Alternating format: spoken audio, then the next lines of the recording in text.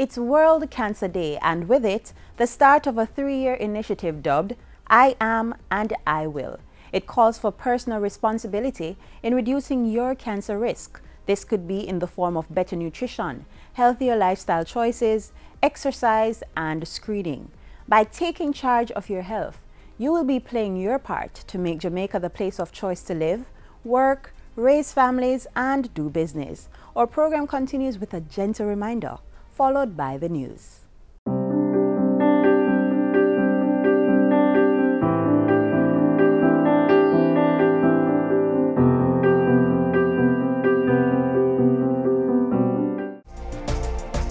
Cancer, stress, high blood pressure.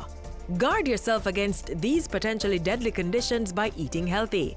Give your body long life with foods such as low-fat milk, dried and fresh peas and beans, unsalted nuts and seeds, fresh vegetables, fruits, and coconut water, and eliminate processed seasonings such as seasoning salt, soy sauces, and ketchup.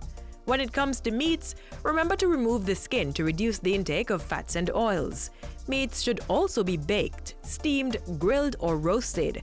Fish is also a preferred protein option. To eat healthy, fill your body with a variety of foods from all the food groups. And remember, eat at a slow pace and in small bites to help aid digestion. This helps to maintain a healthy, balanced, and nutritious diet, strengthening your body to ward off illness and prolong life.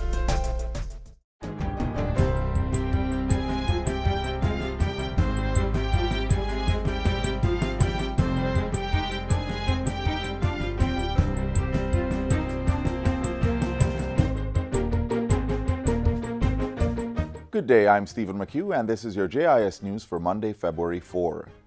The government has welcomed the decision of the United States to lift sanctions imposed on Russian company UC Rusal. The company is the majority owner of the Windalco bauxite plant in St. Catherine.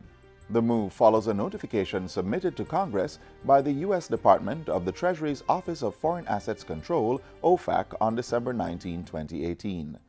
The government, through the Ministry of Transport and Mining, during the period of the threat of sanctions, has made several attempts to protect the interest of the community, the country, and its revenue. In a release, Mining Minister Robert Montague says this will secure the jobs of approximately 1,200 workers at Windalco and the livelihood of over 10,000 dependents, contractors, residents, and business persons in neighboring communities to the alumina plant. Minister Montague says while the sanctions have been lifted, his office continues to take measures to ensure the integrity of the red mud disposal system at the Yuatan plant. On April 6 last year, the U.S. Department of Treasury's Office of Foreign Assets Control added 7 Russian oligarchs and 12 companies they control to its designated nationals list, the OFAC sanctions. Prime Minister Andrew Holness is reiterating government's intent to increase its divestment of state assets to competent private sector entities for full utilization. During Wednesday's tour of the upgraded Kingston Container Limited, Mr. Holness said he was pleased that 300 new jobs have been created from the nearly $300 million investment into the facility. Operations are being managed by Kingston Freeport Terminal Limited, KFTL, under a 30-year concession agreement between the Government of Jamaica and CMA CGM. I think this is an example of how the process of divestment can increase the value of the asset that the government owns, because the government still owns the asset, increase the operational efficiency and profitability of the asset for the country and for the persons who are operating it themselves, the concessionaires. Mr. Holness also expressed satisfaction at the pace with which upgrades were being made. Those include improvements in performance, dredging of the access channel and turning basin, investments in cranes, straddle carriers, and other equipment, ICT, as well as human resource management systems. The Bank of Jamaica, BOJ, on Friday sold an additional $30 million to authorized dealers and cambios via its foreign exchange intervention and trading tool, BFX ITT. This follows the sale of an initial $20 million. According to BOJ, these are to offset the effects of excessive daily volatility in the foreign exchange markets in recent weeks. It says information suggests several firms are seeking to borrow funds in foreign currency from the local capital market, in addition to normal commercial demand, which has led to increased demand and recent price movements. The central bank continues to hold firm that there is no shortage of foreign currencies and that gross foreign exchange inflows have remained buoyant. It contends that more foreign exchange users need to advise dealers in advance of their intention to buy or sell the currency, as this will enable dealers and the central bank to be better informed about market needs and prepare to act accordingly. The Betting, Gaming and Lotteries Commission, BGLC, is calling for all owners and operators of gaming machines to renew their licenses by March 31. Speaking at a JIS think tank, BGLC's Director of Licensing, Maurice Thompson, says sanctions for non-compliance will start on April 1, attracting a penalty of up to 60% of the fees. Mr. Thompson says the Commission will be setting up payment desks at locations across the island between February 11 and March 19 to facilitate persons outside of Kingston. We knew we were going to Spanish Town Tax Office, Port Antonio Tax Office, and Maypen Tax Office, and Portmore, so that's 4 new locations to join the other locations that we have gone to the last 5 years. These are Montego Bay, Savannah Lamar, Mandeville, and St. Anne's Bay. Mr. Thompson says its officers will be at the different tax offices to accommodate payments on scheduled dates. The Commission is also to begin finalizing arrangements for payment with other bill payment outlets. The BGLC says it licensed approximately 2,109 illegal machines over a 6-week period during an amnesty between November and December last year. That was a major and important breakthrough in terms of bringing the kind of control we want to the industry. Jamaica's gaming industry is a major revenue earner for the government, bringing in approximately $6.5 billion in 2018. The Betting, Gaming and Lotteries Commission is an independent body established to license, regulate, and monitor the local gaming industry. The Rock River Primary School in Clarendon has received a new learning center that was funded by the National Education Trust and Embassy of Japan. The 10 million Jamaican dollar project, which falls under the Japanese Grassroot Project, saw the addition of 2 classroom blocks that house the new learning center. At the handover ceremony on Tuesday, Education Minister Senator Ruel Reid gave the assurance that it will be used for quality learning. This is indeed an investment. You're going to protect the investment. We're going to make sure that our children who have the benefit of these facilities maximize their learning. We're going to partner with our parents, with our teachers, with our students, so that you will excel. The new learning center is equipped with computer terminals, laptops, multimedia projector, teaching equipment, and learning aids. We are grateful to provide the necessary funding for this new and improved facility for all students and staff to study and work comfortably in a safe, secure, and risk-free environment. 10 schools in Jamaica have so far benefited from the Japanese Grassroot Project, which renders financial assistance to small-scale development projects which meet the diverse needs of developing countries.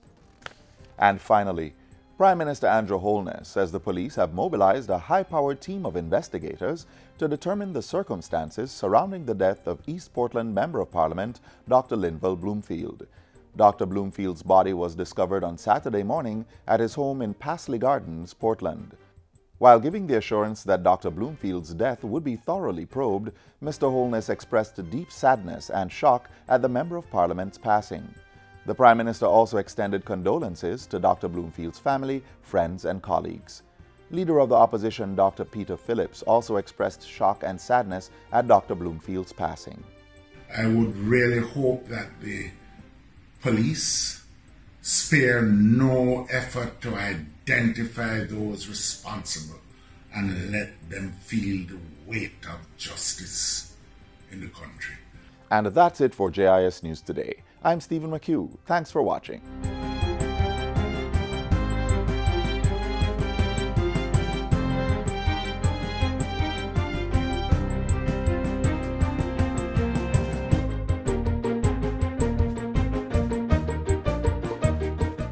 If you no want pop down and fenke, you fi burn mosquito and run with dengue. So no make water cycle in open container. For them me read up under the danger. Usher them out, run them away. Zap them with the zapper and down them with spray. Use mosquito net and mosquito screen. Protect your household, now make them come in. If you now want pop down and fenke, if you burn mosquito and run with dengue. If pain lick your head and your joints and your eye, and you want fever meat and your temperature high, it could be dengue, don't hesitate. See a doctor, don't self-medicate. For some painkiller can make you bleed and you will try to recover and no succeed. We now want pop down and fenke. With a burn mosquito and run with dengue. A message from the Ministry of Health. Research has shown that proper nutrition may help to maintain good health and even limit the risk of some cancers. Take a look.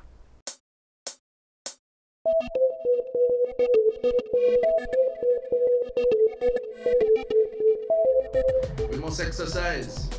We must seek to eat the right portions of the food groups that these studies have shown are important to a healthy body.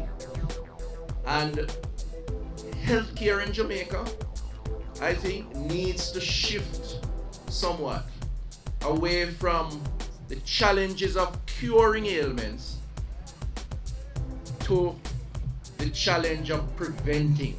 And as Jamaica moves to balance its disease prevention interventions with the curative aspects of healthcare, Jamaicans must explore the role that the foods we eat can play.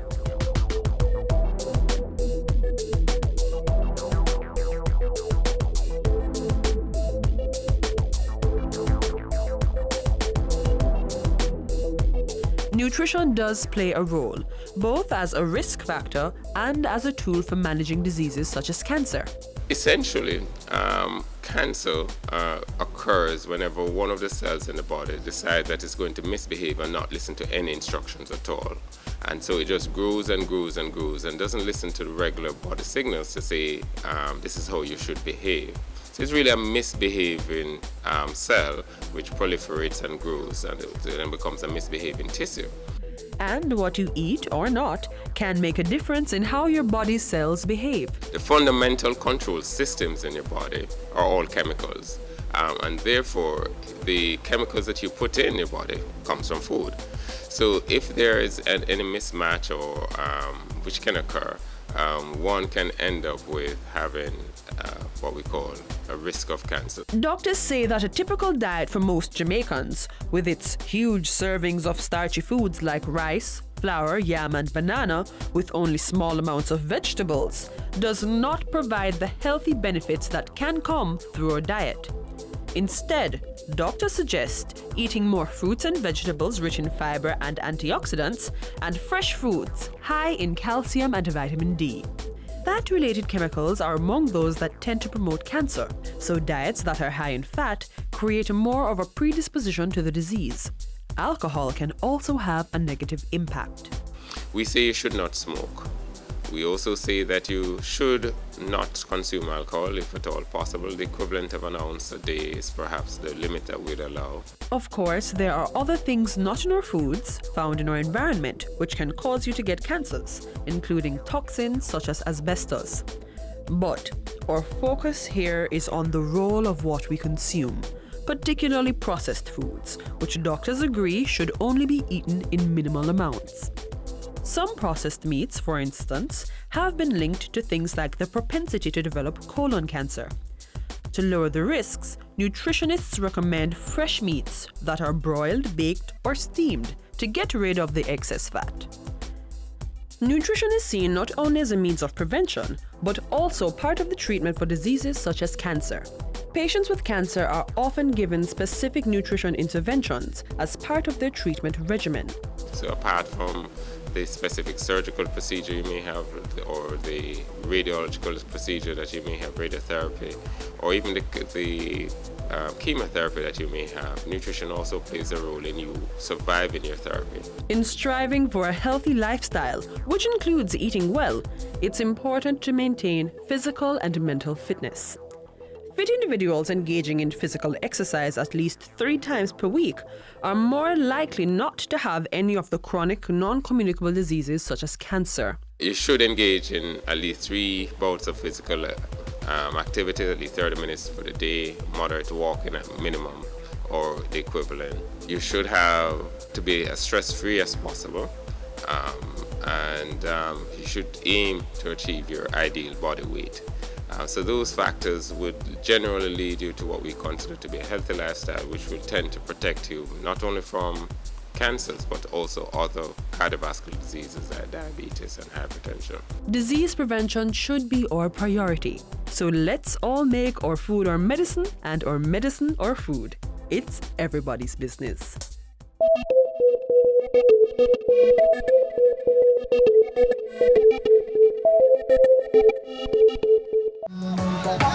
God knows how much I've tried, the truth I cannot hide, to keep you satisfied.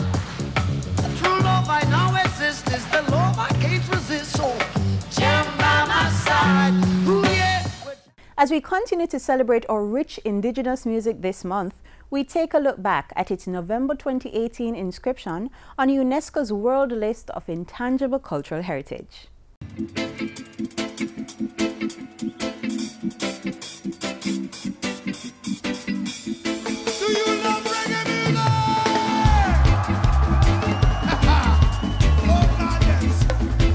Reggae is uniquely Jamaican.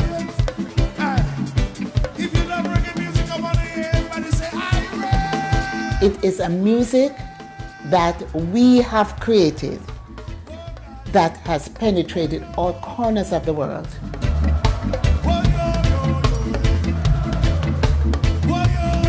Reggae is a distillation of Jamaican forms, starting from way back in the days of slavery. Musically, reggae follows in the tradition of Jamaican folk and popular music that came before it. In addition to the folk forms, there were also international influences. But at the end of the day, what created was unique to us because it was not a reproduction of anything else. It was a natural, evolvement of our thing.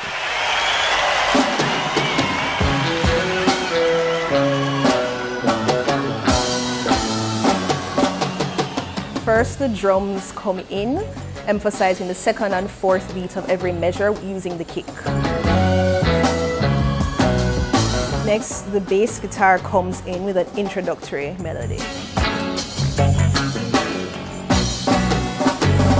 The drums, the bass, we consider the heartbeat and the soul of the people.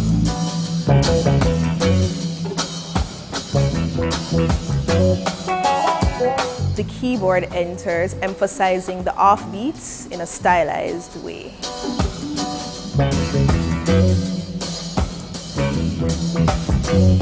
All the way from Trenchtown, Jamaica. Bob Marley, come on! There's so much reggae music, and here's where it came from, Kingston, Jamaica. Reggae originated in Kingston, primarily West Kingston, among a marginalized and underrepresented set of youth, mainly young men. It's a music that has lyrical content that speaks to all the beautiful things and all the negative things that exist in people's lives that they want to express.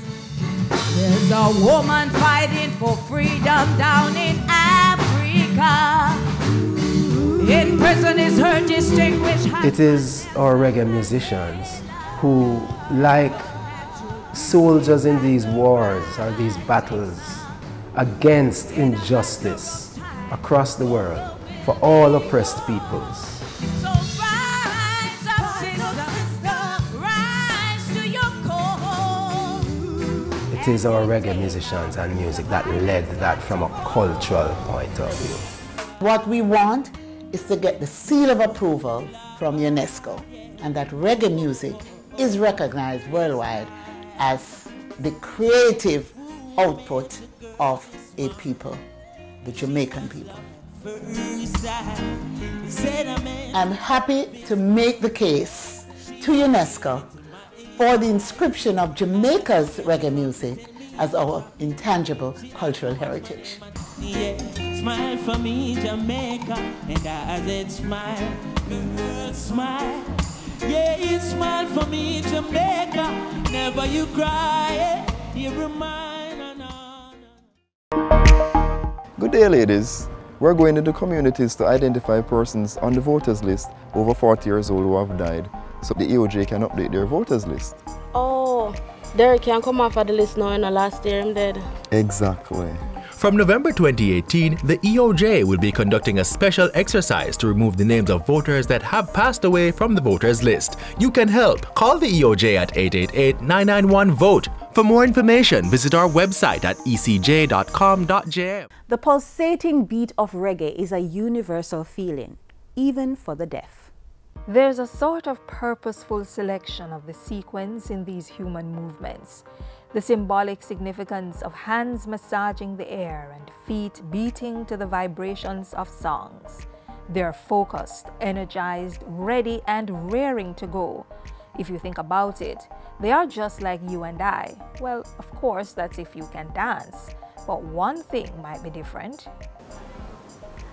I've been deaf for 23 years, and I've been dancing for 10 years. I've been deaf for 21 years, and I've been dancing for 14 years. So I've been hard of hearing ever since I was born until now. And I've been dancing for 16 years.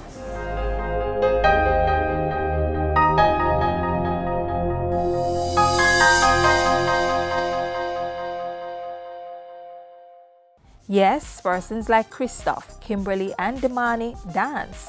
And despite nature's act of removing a seemingly valuable aspect of their senses, these three are pursuing a certificate in dance at the Edna Manley College of the Visual and Performing Arts, but not without some challenges.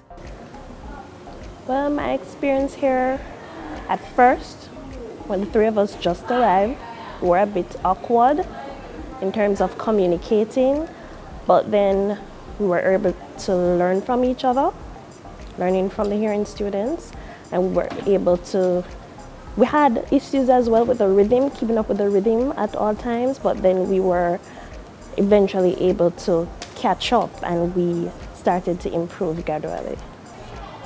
So for me, my main issue is timing. So I try to work along closely with the other students in the class and the teacher as well, and then eventually I'm able to catch up with the timing in terms of the music. So my challenge during class,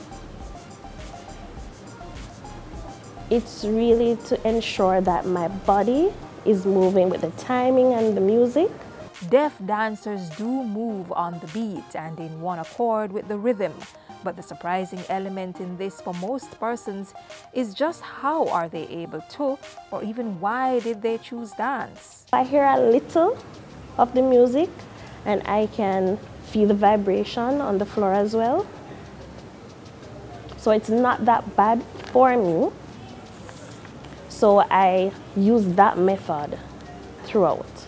With his sense of touch heightened through his loss of hearing, Damani can interpret the music through the vibrations he feels. Deaf dancers are visual learners, so for them, their instructors sign the moves or the counts. While other dancers are busy remembering the details of the moves, those like Damani, Kimberly, and Christoph are counting, keeping time, and watching keenly what their hearing peers are doing so they can interpret the steps.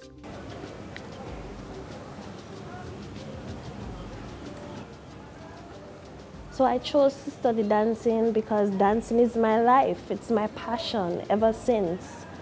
So I want to learn more and more about dancing. I don't want to give up. I don't want to stop. I want to continue.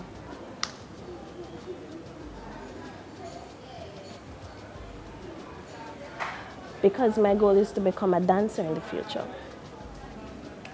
So when I'm finished at Edna Manley College, I want to become a dancer and I want to perform around the world.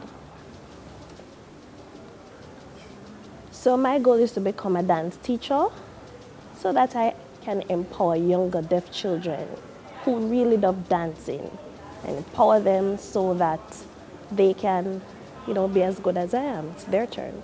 But for acting dean at the School of Dance, being deaf is not the biggest obstacle for becoming a great dancer. I don't want to describe what we have as challenges. I want to describe them as opportunities to learn.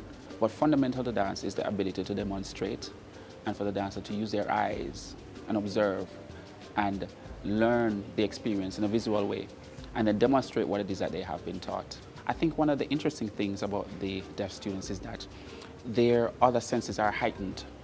And so they're able to access the information in other ways and quite differently from the hearing students. So it's very interesting to see the learning dynamics, but the end result and the objective or the learning outcome of the experience are still achieved.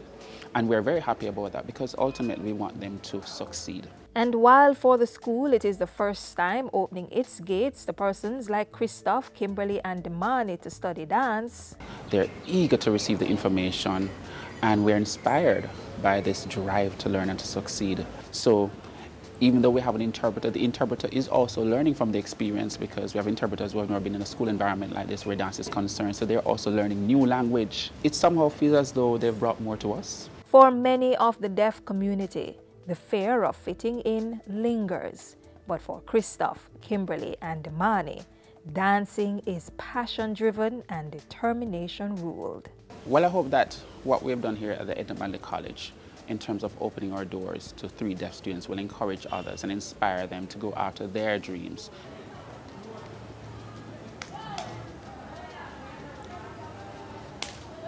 So I remember in high school,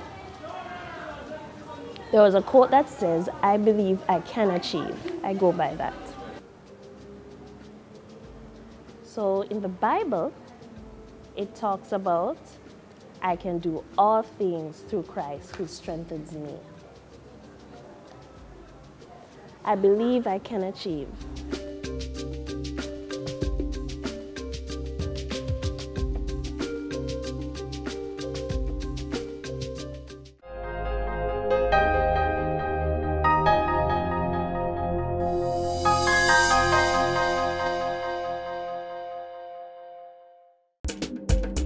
With Jamming.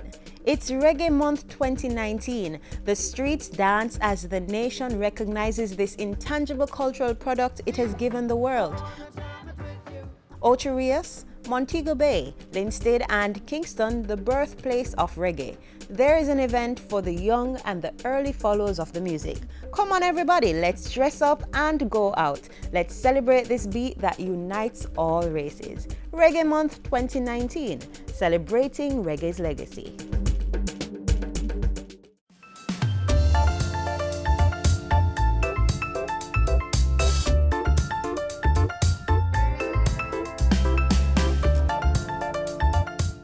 Our time on this station has expired. Be sure to join us tomorrow round about the same time. If you're on the go, we maintain an active online presence. There's jis.gov.jm, there's social media, and we also have a mobile app that's Android and iOS compatible. On behalf of the entire team here at the JIS, I'm Sandra Clark. Thanks for watching.